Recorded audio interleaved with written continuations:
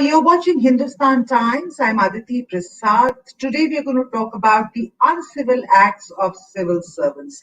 And when I say that, I do want to make an exception and add that the cases we are going to be highlighting today are in the news because they are extreme acts of abuse. For every one such case, I'm sure there are many civil servants who are doing their jobs right, helping people in distress, and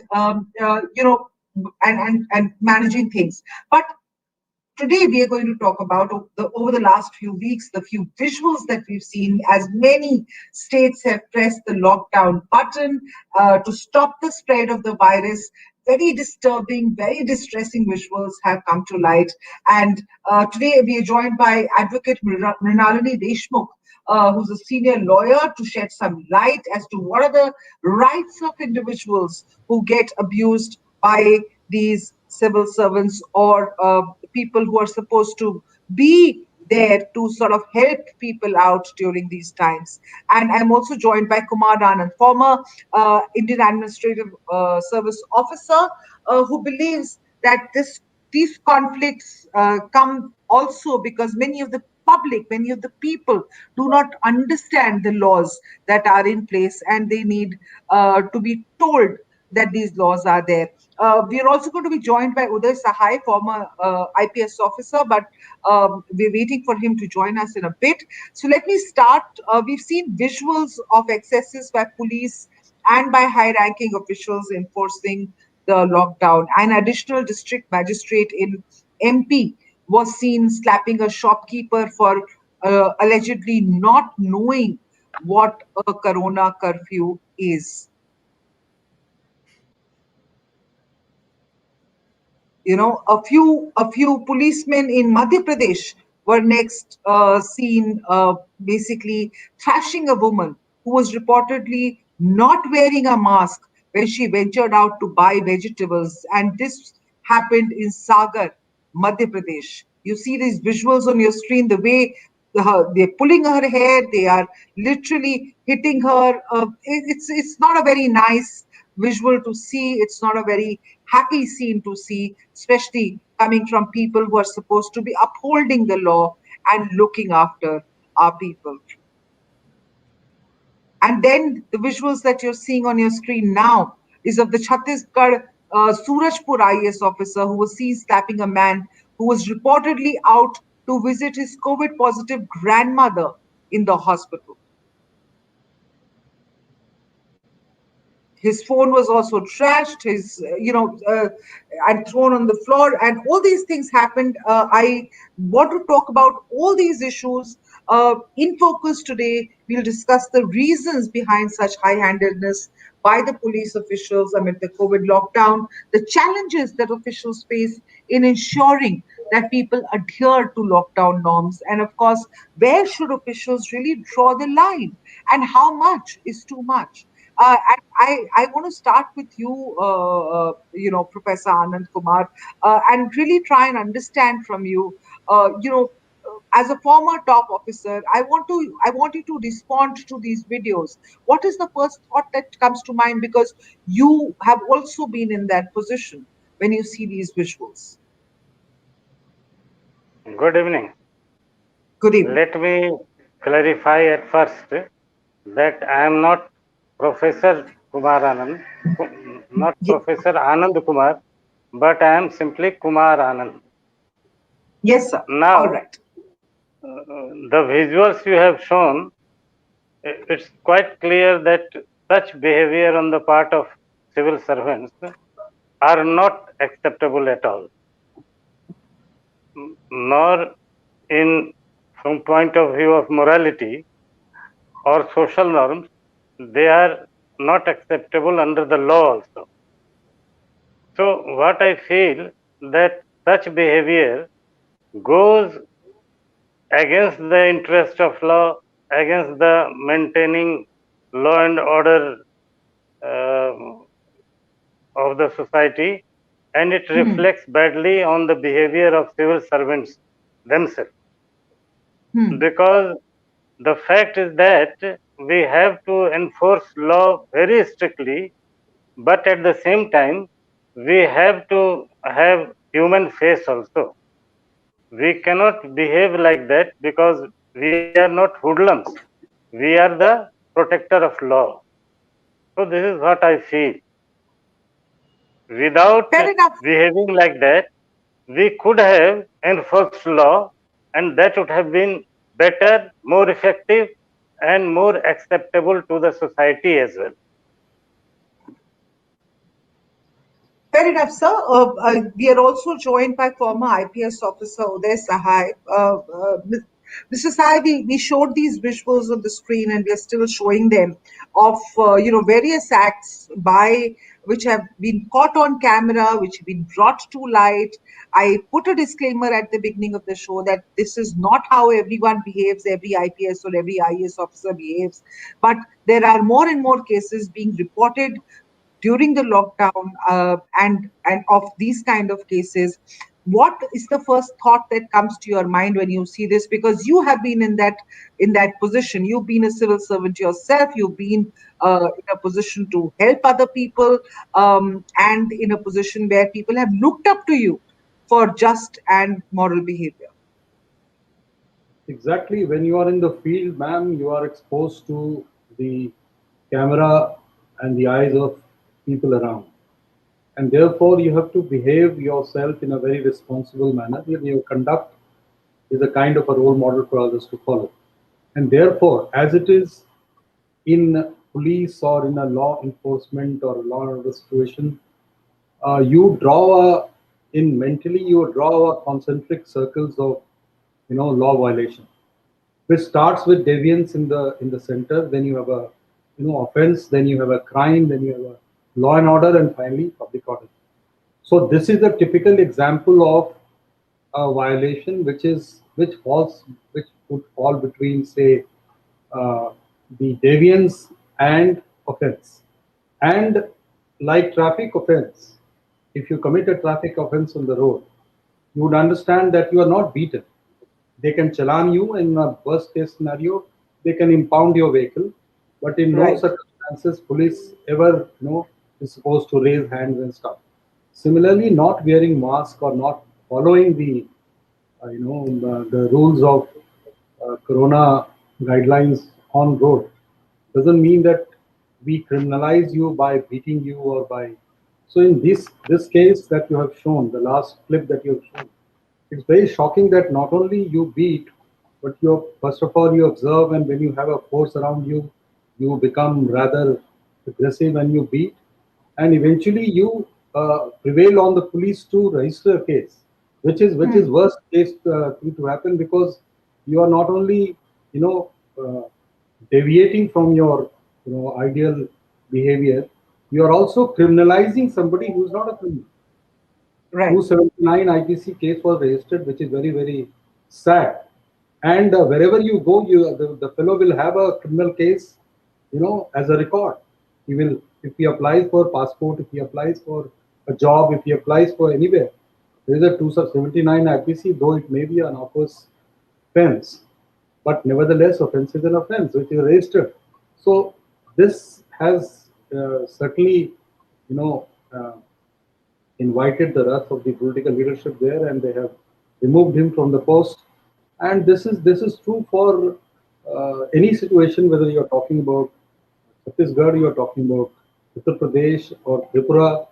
The situations may vary from place to place, but this kind of a unchecked uh, arrogance happens Right. because there is no mentoring that how to handle power.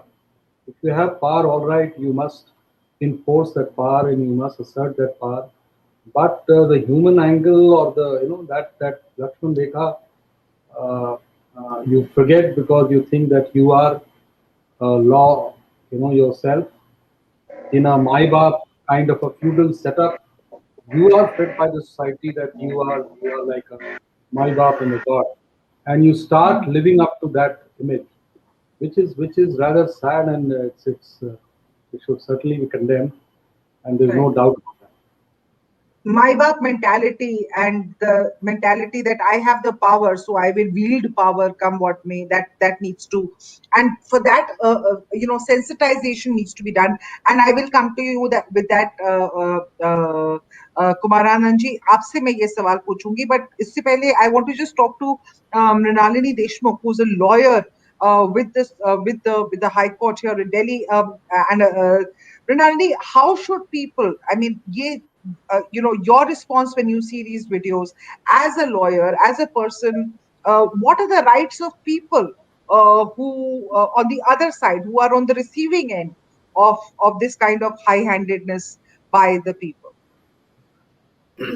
Yes, Aditi, the most important point are these are most unprecedented times that we are all going through.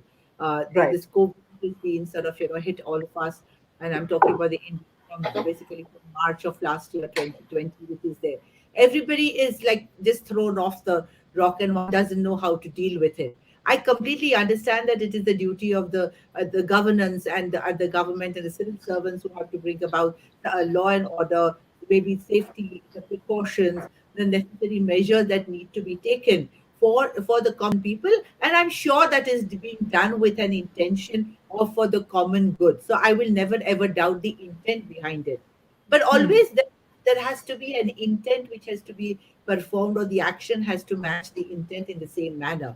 And in some of these cases which you have shown on the visuals on the screen that is there, they're not only horrifying and shocking to say the least, but they're absolutely barbaric and inhuman to its core. And I think Hmm. this is no way any servant, civil servant or otherwise, should behave, or any human being should behave with anybody. Now look at this Chhattisgarh officer who is slapping. I mean, who gives them this right to do that?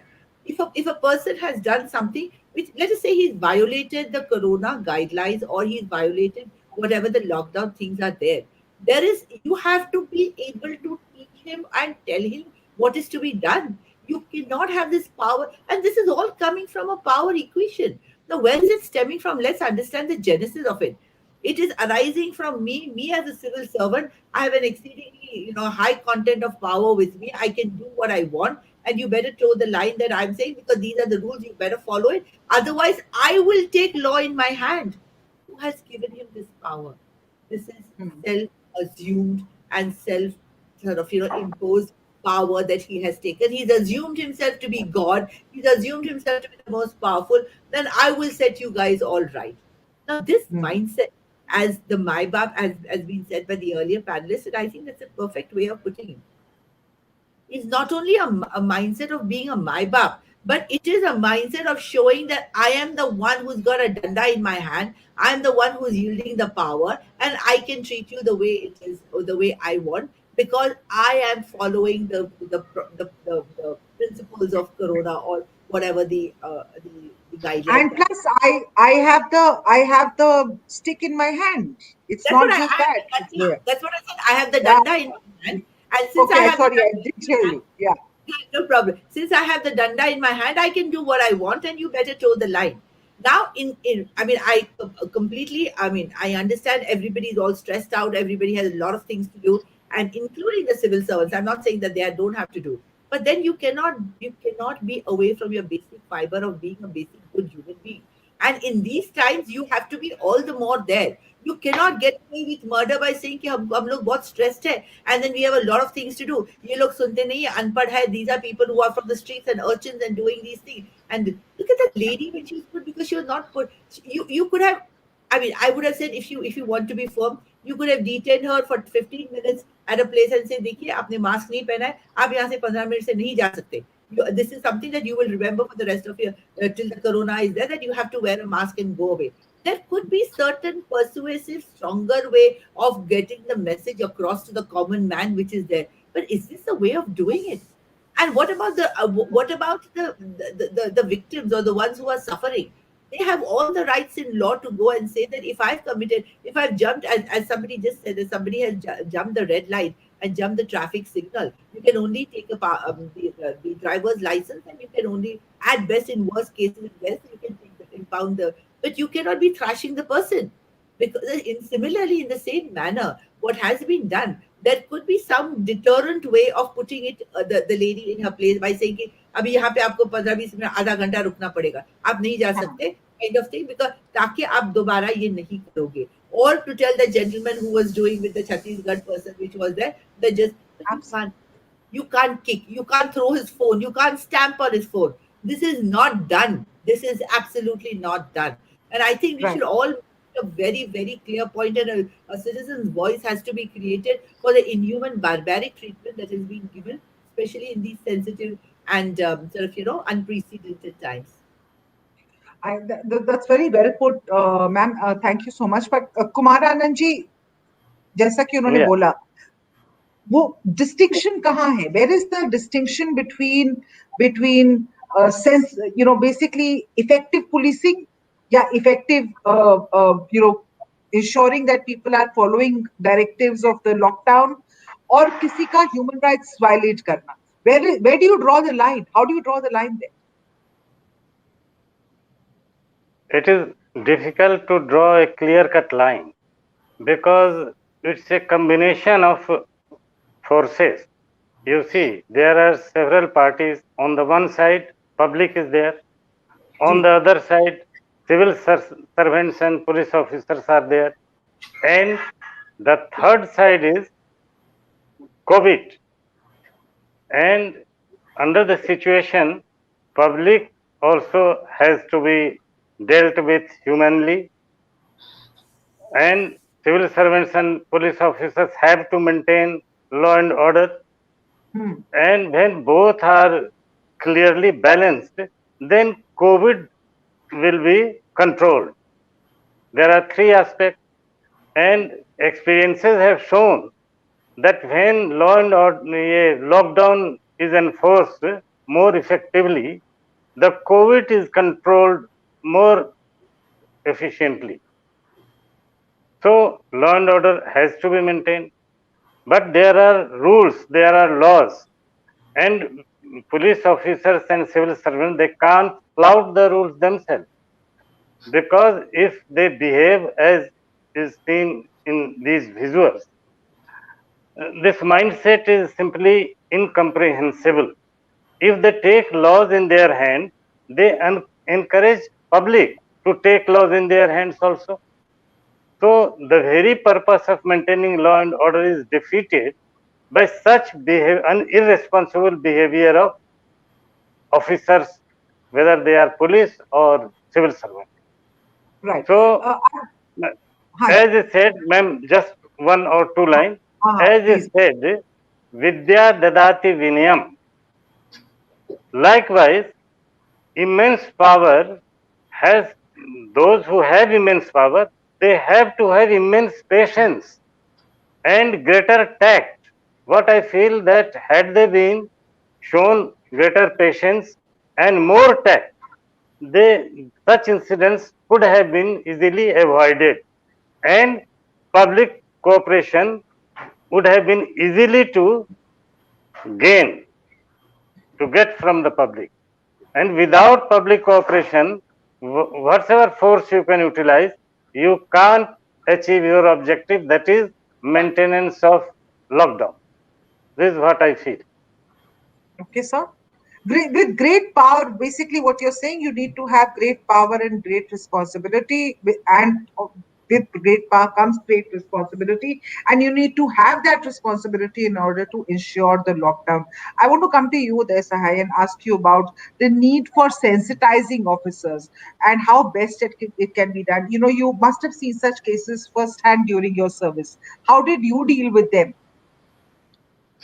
Well, ma'am, I mean, I personally feel that it's a matter of sensitizing the force. And unfortunately, there was a system of mentoring in the past. When we had joined the service, the institution was very much light. So every officer was attached to some very senior officer who would give him, kind of tips which are very, very practical tips to be followed on the ground. That institution somehow has gone for a toss. All officers, they are in their own individual right. They work, they work, of course, according to a set parameters of law, conduct rules, disciplinary rules, etc. But nobody to really guide them. So that's one, and therefore some kind of a you know, briefing and periodic briefing of this kind is very much necessary. I have Hmm. seen, for example, in a situation of law and order, of course, it's not a law and order situation. There are guidelines regarding use of force from minimum to maximum. And Hmm. there are guidelines that if you have a public order situation where a civil war kind of a thing has happened, then how the same sequence from minimum to maximum force reverses. So there are guidelines, but this is also an extraordinary situation called COVID across the country. And whether they are IS officers or they are IPS officers or they are SHOs, they are all civil servants on the ground. Even if they are stressed, they must realize that people are also equally under stress. And if at all they have committed offense, you can challan them.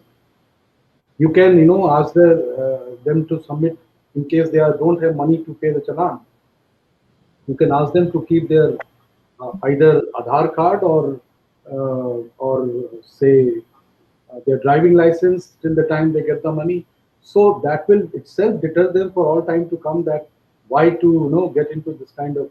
But slapping or beating on the road, puts us in a very bad light. And 90 people doing good, one image of this kind actually mars the entire reputation that of civil service that you have earned for yourself.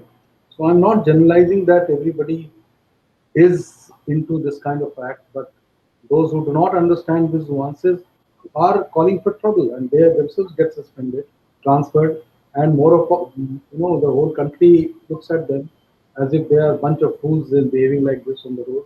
You saw what happened in Tripura. You are slapping a Bharati, you are Correct. slapping a groom. Now for him is the most sacred day of his life. Even if he has overshot the time schedule given for a marriage, there could have been ways and means to do it instead of thrashing the groom in front of the bride. And so this is what I'm trying to say, that Lakshman Rekha needs to be defined and communicated. Not once, periodically. Maybe MHA will take this initiative, maybe DOPT will take this initiative, maybe LBS Academy Missouri will take this initiative, that how to conduct yourself with restraint in an extraordinary situation like this. Earlier, there was no COVID, so a situation like this they were never faced. But this is a new situation, so some kind of a written guideline is required if it is happening as a pattern across the country in different states. It seems to be a pattern because across states you're hearing these stories, and not everywhere cameras are not everywhere. So a few of them who have we got on camera and put out on social media and going viral, those are things that are coming to light. But I'm sure it must be a much larger malice in the system which is right now there. Yes, Mrilanli, you wanted to come in there. Yes. I I wanted, because you brought out a very important point, that it is because of the camera that today, thanks to the to all the technology that we have today, we have evidences of what they are doing, because it could be captured on a camera, on a video which is there on your Hmm. phone. The point that is very important here is that what is it that they have to be done. Now the only remedy, as we were discussing offline, was that okay, some of them are transferred, just put given a little different posting which is there, but will that be enough for to sort of atone what they have done to a common man on the road which is there? And after 3 or 4 days, or maybe a week, public memory is so short, maybe a week, 10 days, the things are forgotten, the person moves on in this thing. But the humiliation which the person, for this, in this case, the lady in the blue sari that we see, or the Yeah. gentleman whom the Chhattisgarh officer slapped, I mean, can you imagine what kind of an emotional, mental trauma those people have been going through, even if it's a week or 10 days, to be humiliated in a public square or in a thing which are. So I think, as Mr. Sahai was rightly saying, that these sensitization about how to deal with such stressful situations needs to be a part of the training that these civil servants have to be given. Besides Hmm. what their other training is, that how to deal. Maybe I mean, I would even suggest something like they should be given these courses of meditation and yoga also. If some of them cannot have the control over their anger, or they have certain issues which are there, but to train them to be able to deal with these situations in a more matured, in a more structured manner, and you have to rise above the occasion to do that.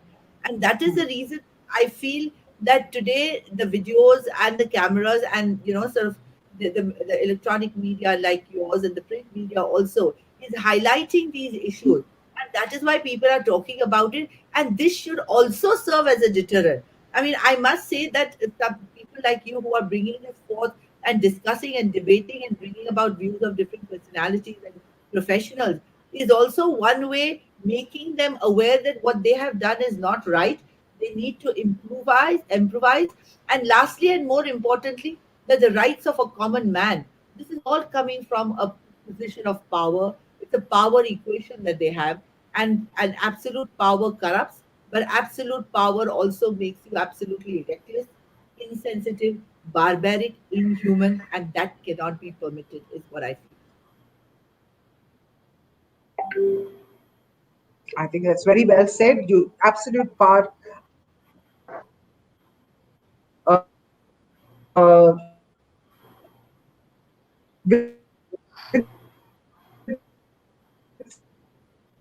as Kumara, I have some problem in my internet connection, but can I be heard properly? Yes, yes, I can do. Okay, great. So Yeah. I hear you. I just want to have, yeah, there are people who are asking and who are watching this broadcast, and they are asking what sort of action can the person, let's say that lady in the blue sari or the boy that was assaulted by the Chhattisgarh IS officer, what sort of action can they take in order to, as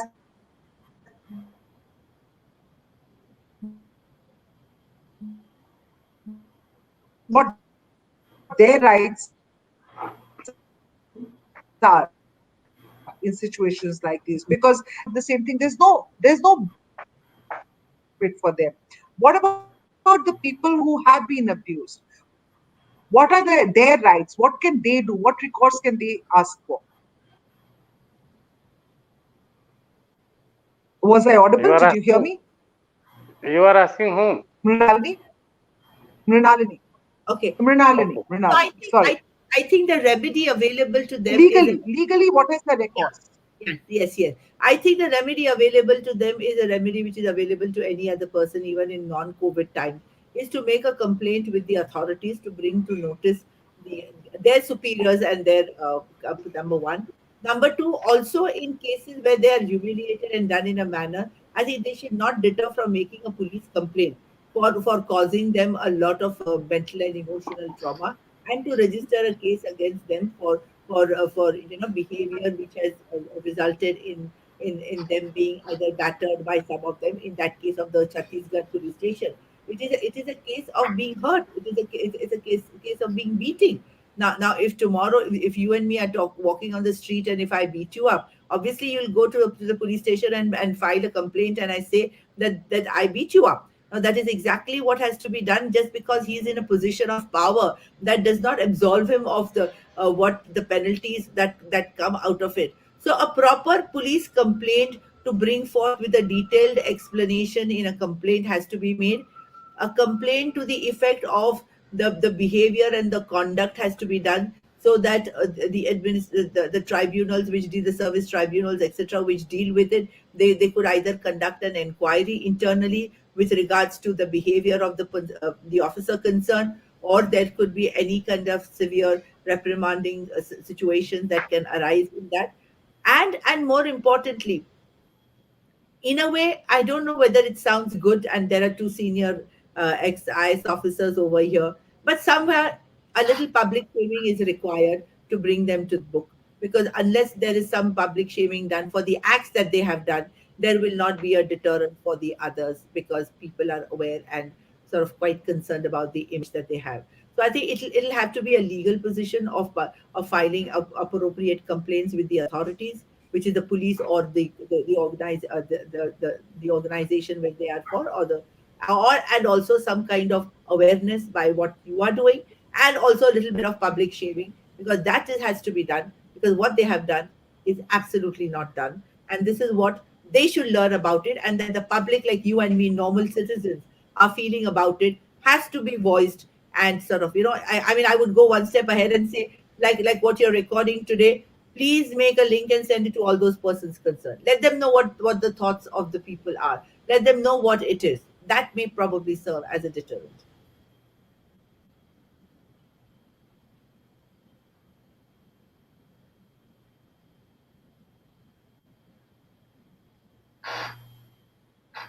tribunals, but also a little bit of public shaming is perhaps the need of the hour to make the errant civil servants more. They must understand that they cannot get away with this kind of behavior anymore.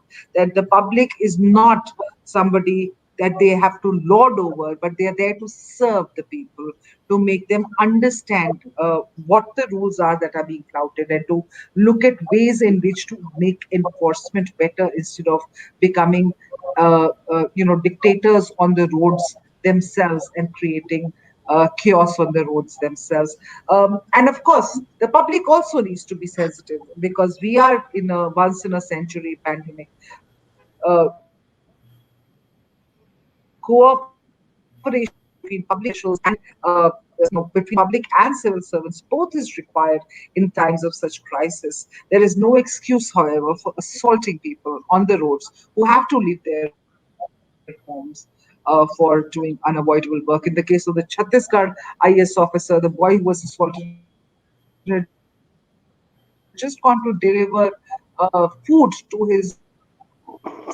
his COVID positive grandmother in the hospital. He was trying to come again with all of you here. Very valuable comments here. Thank you so much, sirs, for joining us. Thanks for your time.